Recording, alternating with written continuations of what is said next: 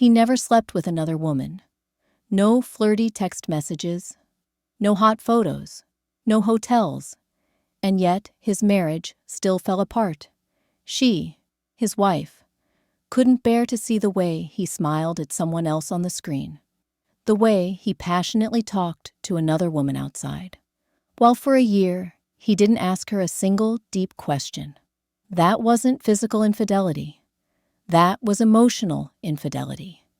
Something invisible to the eyes, but it tore the heart apart more than betrayal. The third person didn't need to touch him or take his body.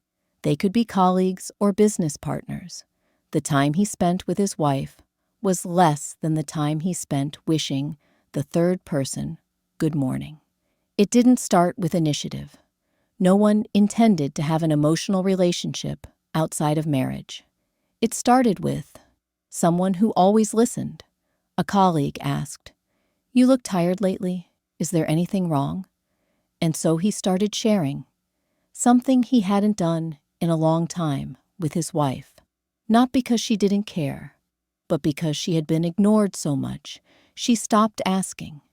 Outsiders began to know more about his feelings, and his wife, only his meeting schedule and the time he got home from work. He started with them an emotional affair that had no sex scenes. It had long texts, emojis, connection. It had late-night conversations about how lost I feel. And it took the part of her partner's heart that she thought she still had. When she found out, there was nothing concrete.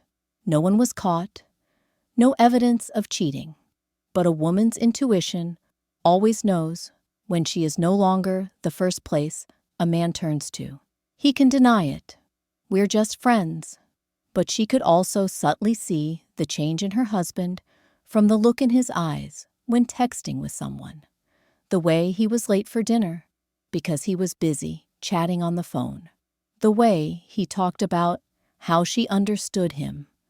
But with his wife, only silence. She said, "We didn't need to sleep together, but it seemed like he had taken his heart out of this marriage." And the most painful thing? She had tried to be the person he confided in, but he never gave her the chance. Emotional affairs is a kind of quiet betrayal, not criticized much by society, not creating scandals, but it erodes trust. Slowly, silently, deeply. It makes your partner feel redundant. When you share the most important thing of the day with someone, not your wife, you are draining the connection. One day, you come home and find your partner no longer smiling like before, no longer looking for you when something happens, no longer angry, only resignation remains. And when resignation lasts too long, love is no longer cracked. It disappears. If you are sharing personal matters with others more than your wife, trying to hide things when there is nothing wrong, or comparing others to your wife, please inform the husbands that your marriage is on the brink of collapse. If you want to change, to return to a happy married life with your spouse, then immediately end emotional intimacy outside of marriage. Confess and apologize with sincerity.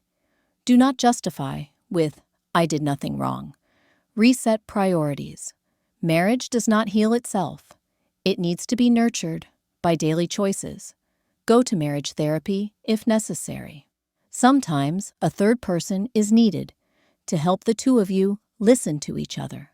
And most importantly, if you have to choose every day, always choose your spouse, not just on your wedding day.